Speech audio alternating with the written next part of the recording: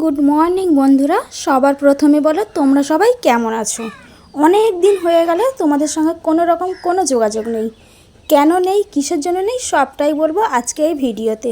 কয়েকদিন যাবত তো খুবই বৃষ্টি হচ্ছে, কারণ বর্ষাকাল, বৃষ্টি তো হবে, এটাই স্বাভাবিক। কিন্তু অনেক দিন পরে আজকে একটু আকাশে রোদ উঠেছে।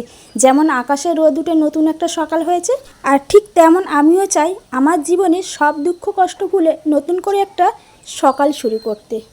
আর তোমাদেরকে ছাড়া আমার জীবনে সব কিছু আনন্দ কিন্তু বৃথা। তাই আজকের ভিডিওটা শুধু তোমাদেরই জন্য।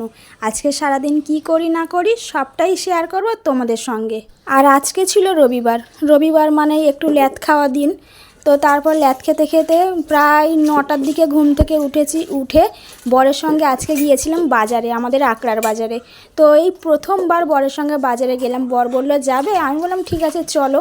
তো দুজনে মিলে বাজারে গিয়েছিলাম। বাজার থেকে অনেক শাকসবজি বাজার করেছি। তারপর আজকে একটু ইলিশ মাছ কিনেছিলাম। তো ইলিশ মাছ কিনেছি বলে তো ভাবলাম চলো একটু তাহলে ইলিশ মাছের অন্য কিছু রেসিপি করি। সবসময় তো সরষে ইলিশ, বেগুন ইলিশ এগুলো খাওয়াই হয়। তো আমাদের ঘরের পাশে না খুব সুন্দর কচু শাক হয়েছে। তো বরকে বললাম আমাকে একটু কচু শাক কেটে দেবে, আমি একটু কচু শাক রান্না করব। তো ও বললো ঠিক আছে কেটে দেবো, চান করার সময় গিয়ে আমি কেটে দেবো। তারপরে আবার কি দুজনে মিলে চলে গেলাম এই যে কচু শাকগুলো তুলতে, সেটা তোমাদেরকে দেখানো হয়নি। তারপরে রাতের বেলা কিন্তু কচু শাকগুলো আমি খুব সুন্দরভাবে ধুয়ে রেখেছিলাম। যেহেতু সকালবেলা অন্যরকম অনেক কাজ থাকে, সেই জন্য দেরি হয়ে যাবে। তো রাতেরবেলা তো সেরকম কোনো কাজ থাকে না, তো সেই জন্য কচু শাকগুলো সুন্দরভাবে কেটে রেখেছিলাম। আর এই প্রথম কিন্তু আমি করব, কোনো রকম কিন্তু আমার এই কচু শাক রাঁধার এক্সপেরিমেন্টস নেই। সত্যি কবে যে মেয়ে থেকে বউ হয়ে গেলাম সেটাই ভাবছি আর রান্না করছি। আগে তো এগুলো দেখলেই আমার হাত চুলকাতো, মানে খেতে গেলে ভয় লাগতো যদি গাল চুলকায়।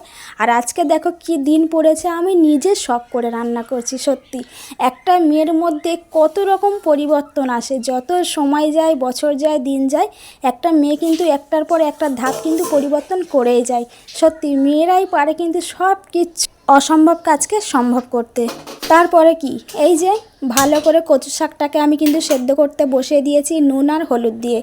জানি না গাল চুলকাবে কি না, এই প্রথমবার কিন্তু আমি রান্না করছি আমাদের এই পাশের বাড়ির কচু গাছটা। এর আগে কখনো রান্নাও করিনি, খাইও নি। তো মনের ভিতরে একটা খুব বড় ভয় নিয়ে আজকে আমি রান্নাটা করছি। শুনেছি কচু শাকে খুব গাল চুলকায়, জানি না এই কচু শাকটা কেমন হবে। ঠিক আছে, যখন খাবো তোমাদের সঙ্গে অবশ্যই কিন্তু সেটা শেয়ার করবই। তো তারপর দেখো এদিকে কচু শাকটা আমি কিন্তু সেদ্ধ করতে বসিয়ে দিয়েছি, আর এদিকে আমি কিন্তু পেঁয়াজটাও লাল করে নিয়েছি। কী বলো তো, আমি এরকম করেই রান্না করি, ওই একদিকে জ্বালিয়ে সারাক্ষণ ধরে রান্না বান্না আমার দ্বারা কিন্তু হয় না। আমি দুদিকে জ্বালিয়ে কিন্তু তাড়াহুড়ো করে কাজ করতে পছন্দ করি। ঠিক আছে, তো দেখো ভালো করে কিন্তু আমি শুকনো লঙ্কার ফোড়ন দিয়ে তারপরে পেঁয়াজটাকে সুন্দর করে লাল লাল করে ভেজে নিয়েছি। নিয়ে এই যে আদা রসুনের পেস্ট দিয়ে দিচ্ছি। তোমরা স্টেপ বাই স্টেপ দেখতে থাকো। আমি কিন্তু ফোন দেখেছি একটুখানি, আর একটুখানি আমি নিজের নলেজ দিয়ে কিন্তু রান্নাটা করছি। সম্পূর্ণ কিন্তু আমি ফোন দেখে রান্নাটা করছি না, সত্যি কথা বলছি। মানে আমার না রান্না করতে ভীষণ ভালো লাগে। আর তোমাদের সঙ্গে একটা কথা শেয়ার করি, মানে অনেক দিন থেকে ভাবছি কতটা শেয়ার করবো, বাট শেয়ার করে উঠে পারছি না। তো কথাটা হলো কি বলো তো, আগে তো আমি মানে রোজ ডেলি ব্লগ শেয়ার করতাম। তো কিছু কারণবশত আমার ডেলি ব্লগটা শেয়ার করা হচ্ছে না। তো এখন না আমি কাট ভিডিওটা করছি। ঠিক আছে, তো কাট ভিডিওর মধ্যে কিন্তু অনেক রকম মানে নেগেটিভ পজিটিভ দুটোই কমেন্ট আসে। বেশি তো নেগেটিভ কমেন্টগুলোই আসে, যেগুলো মানে আমার দেখে ভীষণ খারাপ লাগে যে মানুষ আমাকে এরকমভাবে কমেন্টগুলো করে, কি বাজে বাজে কমেন্টগুলো করে। মানে এই বাজে কমেন্টগুলো দেখে না আমার ভীষণ মনে কষ্ট হয়। কিন্তু মানুষ বোঝে না যে মানুষের তো একটা শখ থাকতে পারে, একটা ইচ্ছা থাকতে পারে। প্রথম তো আমি ভালো পথটাই বেছে নিয়েছিলাম বলে তোমরা আমার ভালো জিনিসটা পছন্দ করোনি। তো শেষমেশ কিন্তু আমাকে এই পথটা বেছে নিতেই হলো নিজের জন্য। কারণটা আমি তোমাদেরকে আজকে বলেই দিই কিসের জন্য। কারণ আমি আমার এই সোশ্যাল মিডিয়ার উপরে ভরসা করে অনেক বড় একটা স্বপ্ন দেখার আশা করেছি। জানি না আমার এই স্বপ্নটা কবে পূরণ হবে, কিন্তু আমি আমার মন প্রাণ দিয়ে আমি চেষ্টা করব যে আমি আমার স্বপ্নটা পুরো করি। আর যেদিনকে আমি আমার এই স্বপ্নটা পুরো করতে পারবো, সবার প্রথমে তোমাদের সঙ্গে আমি সেটা শেয়ার করব। এখন আপাতত আমি কিছুই বলবো না, তোমরা শুধু প্রে করো আর আমার পাশে থাকো। থাকো। আর ওপরওয়ালা তো আছেই, উনি ছাড়া জীবনে কিছুই না। একমাত্র আমার কিন্তু আশা ভরসা আমার ওপরওয়ালা। আমি আমার ওপরওয়ালার ওপরে সব থেকে বেশি ভরসা করি আর নির্ভরশীল। আমি জানি ওনার কাছে আমি 10 বার চাইলে একবার না একবার উনি আমার কাছ থেকে মুখ ফেরাবে না। আমার জিনিসটা কিন্তু আমাকে একদম সুস্থভাবে আমাকে দেবে, এতটুকু ভরসা রেখে কিন্তু আমি আমার লক্ষ্যে এখন স্তব্ধ আছি। জানি না কবে হবে, বাট আমি এতটুকু একদিন না একদিন ঠিক হবে।